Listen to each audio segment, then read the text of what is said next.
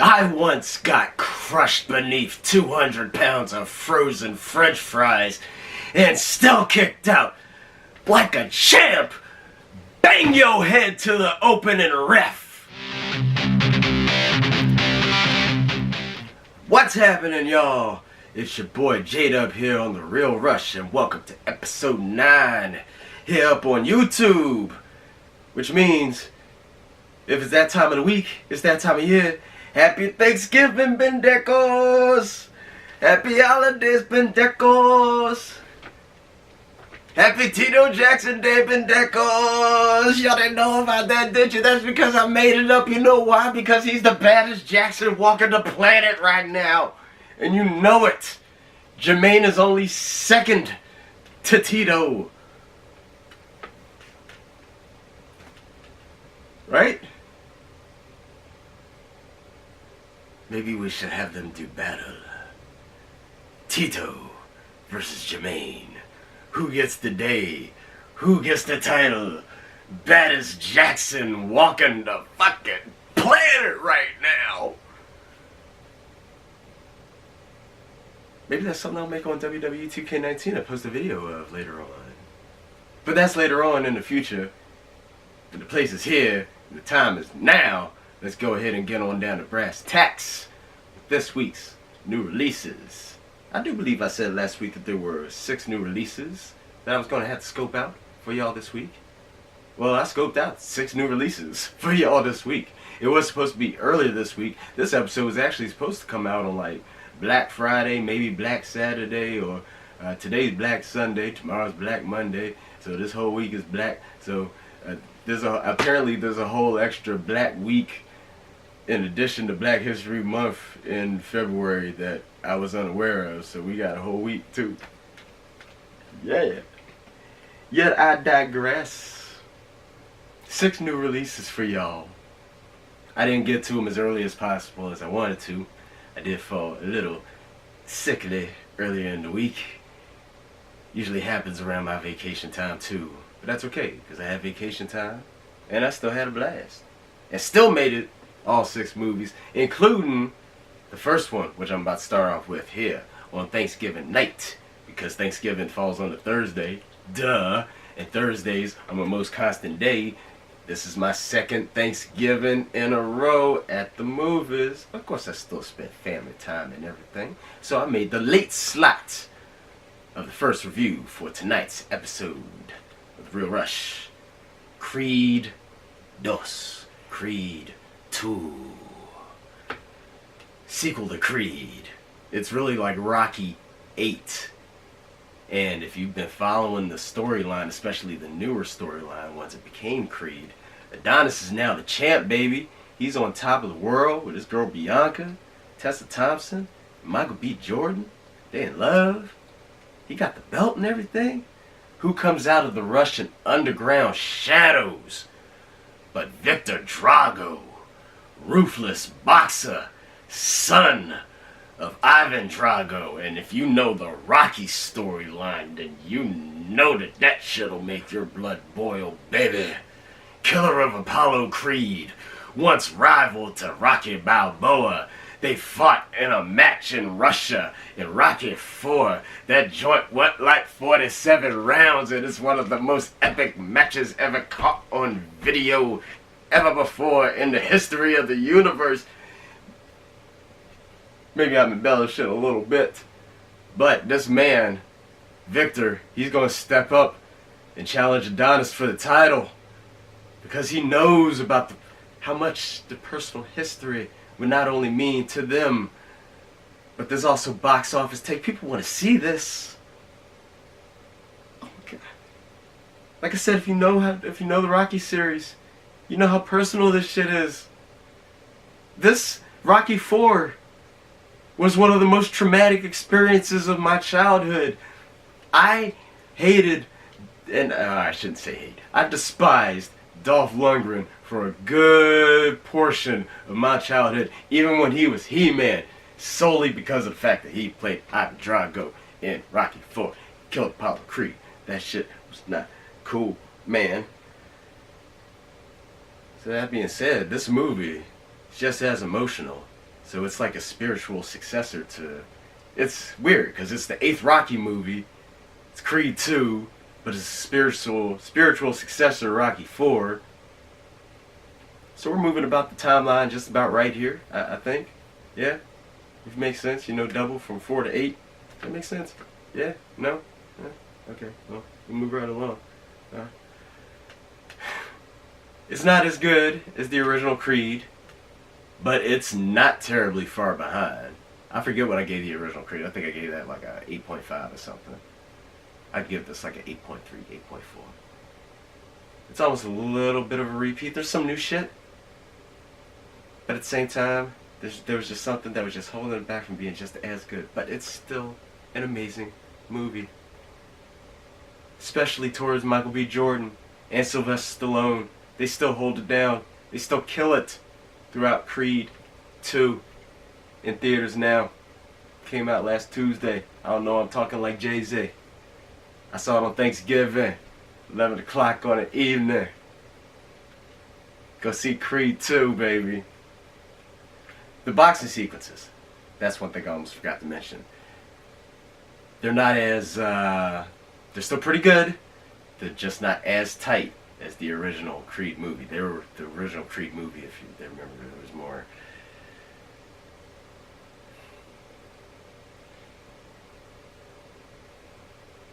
Like Fight Night, if you've ever played that video game.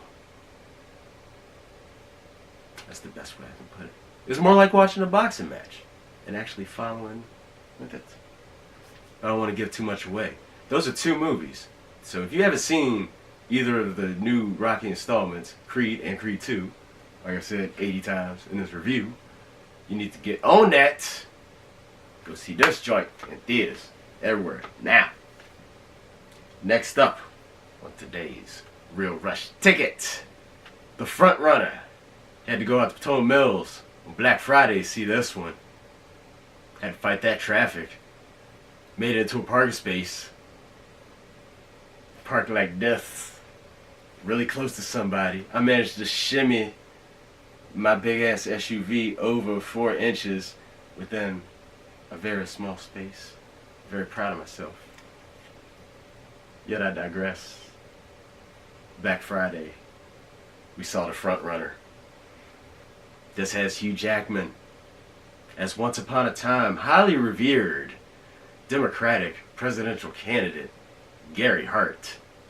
This details and chronicles his 1988 run and his fall from grace following an affair and the media scrutiny that followed.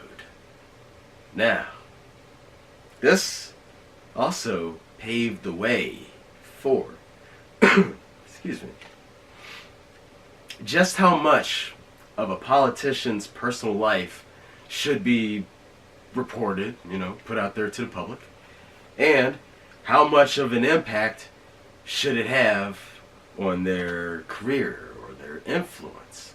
Also, how far should journalists really be going for readership? How far should they really be delving into the personal lives of said politicians?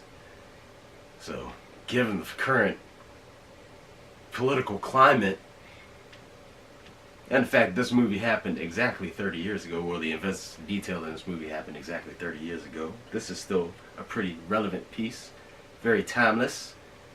It's directed by Jason Reitman, who also did Thank You for Smoking, and that same satirical humor that was on point in Thank You for Smoking is very present in The Front Runner as well. But the drama, very balanced with that. Jackman, this could be an award sleeper for Jackman for Best Actor, at least for the Golden Globes, I'm saying. Best Screenplay as well.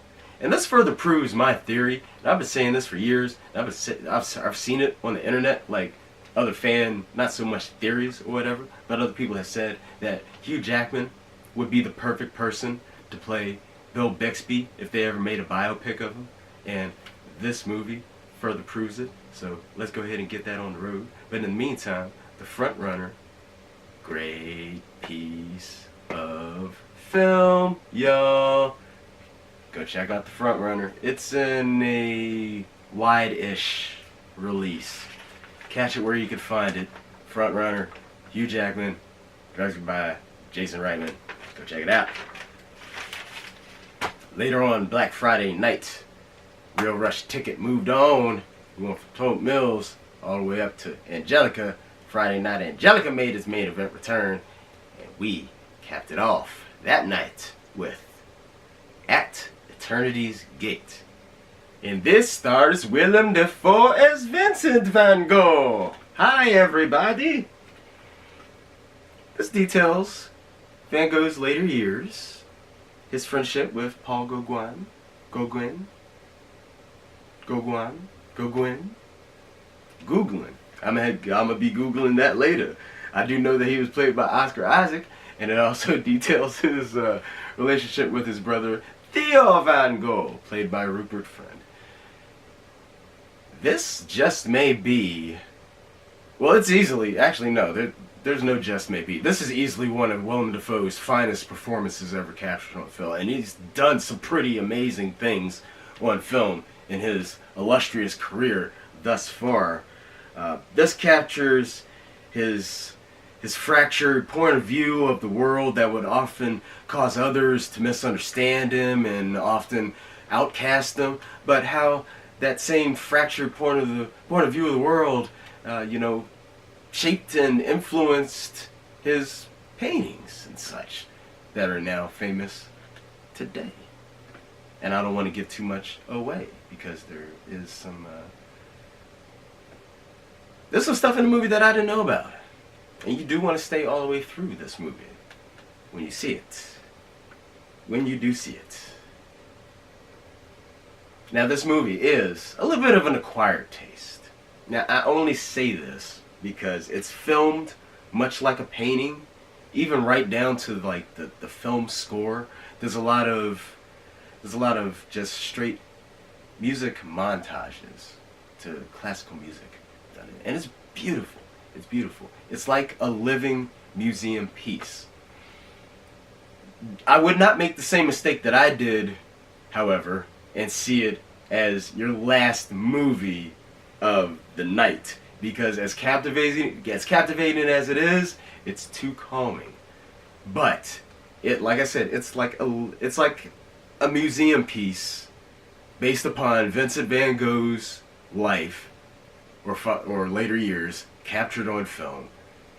And Willem Dafoe, we got some more Best Actor radar stuff there, man. So, At Eternity's Gate, this is in limited release. Go check it where you can find it. Next up, on the Real Rush Ticket, saw 3 movies yesterday. Saturday. We started things off. A movie in RPX. That's a Regal Premium Experience. Saw Ralph Breaks the Internet, aka Wreck-It Ralph 2. My favorite all-time Pixar movie, Part 2. This one is not my all-time favorite Pixar movie. Wreck-It Ralph is my all-time favorite Pixar movie. Ralph Breaks the Internet is pretty high up there. We're going to get into why in a second. As a matter of fact, right now. Now, if you've been following, there's a lot of movies y'all need to check out. We're going to hit y'all with those at the end there. We'll do a little recap here. So, if you've been following the storyline of Wreck-It Ralph in Ralph Breaks the Internet, when Vanellope's Sugar Rush game is broken, unplugged, and set for salvage sale by the arcade, it's up to her and Ralph to travel and set on a virtual journey from the arcade to the internet to find the part to fix the game and save it. Right? It's awesome. It's awesome. Why? Because the first one is my all-time favorite Pixar movie. Not like I'm going to be biased or anything, but this movie is Ralph Breaks the Internet. It is a more than well-worthy sequel. The adults still laughed harder than the kids did, or at least I was. I wasn't really paying attention because I was laughing so hard. There are tons of video game Easter eggs in this joint, same as the first one. So you want to try to catch all those like you can all the Pokemon on the Pokemon Go. And people are still playing that. I don't know if people are playing Pokemon Go these days. But definitely stay all the way through the ending credits on this one. The mid-credits scene is one of the best, most hilarious in my recent or my Pixar history. Others may have different opinions, but yeah, Ralph Breaks the Internet. And you know what? Forget waiting until the end, because we already did that with Creed. So if you haven't seen Creed, you need to see Creed and Creed 2. And if you haven't seen Wreck-It Ralph, you need to see Wreck-It Ralph. And now Ralph Breaks the Internet. I saw it on RPX. I believe that's the first new movie I've ever seen in the RPX format, and it was pretty decent. So check it out in highest quality possible. Hi. Next up on the Real Rush Ticket, after Ralph Breaks the Internet, went ahead and saw the new incarnation of Robin Hood. This newest adaptation of the classic tale is with Taron Egerton as Robin Hood, Jamie Foxx as Little John, Eve Hewson as Maid Marian, Ben Mendelsohn as the Sheriff of Nottingham, and Jamie Dornan from 50 Shades as Will Scarlet. You know the Robin Hood story? Good. We don't need to cover all that. It's better than the press that it's getting. It's getting some terrible reviews.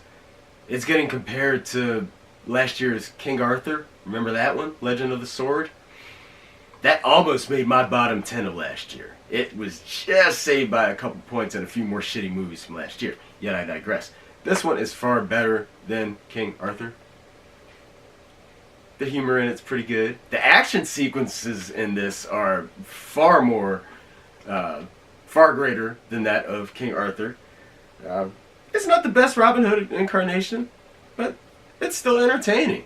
The audience that I was with, it was a pretty packed house that I was with. We all got a big kick out of it.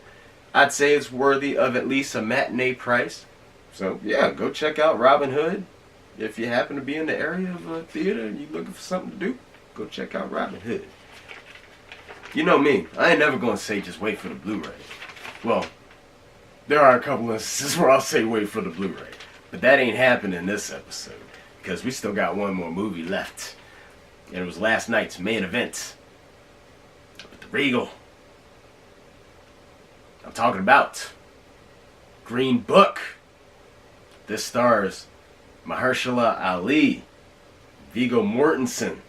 This is based on the true story of renowned African-American classical pianist Don Shirley, played by Ali, who forms a bond with Italian-American bouncer Tony Lip, played by Viggo Mortensen, after hiring him as a driver and to work as security while he goes on a tour of the Deep South in the early 60s. Now, given the time period that this, true friendship took place in, this shows how they dealt with the racial and cultural divide of the times, which had no set standard itself amongst the different U.S. regions. So even, racism and culturalism there were different forms of it no matter where you went in the U.S. back in those days. Yet I digress. But this movie is fantastic. It's fantastic. It's directed by Peter Farrelly, one half of the Farrelly brothers that did Dumb and Dumber and There's Something About Mary and Kingpin.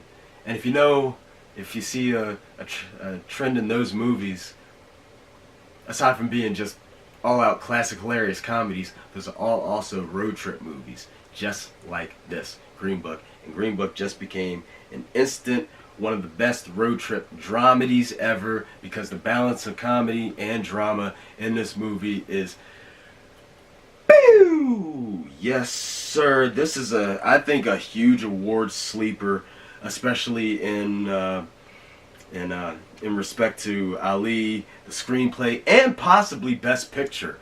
I mean, you never know these days what could be that one. There's always that one sleeper Best Picture nomination that, like, ooh, where'd that come from? This could be that one. I'm just throwing that out there. It's a story and a movie itself that can transcend generations to come. The title is derived from the Negro Motorist Green Book, which was a guidebook for African American travelers back in those times. Check out Green Book, y'all. It is in wide release right now. It is my Real Rush pick of the week. You want to check this movie out.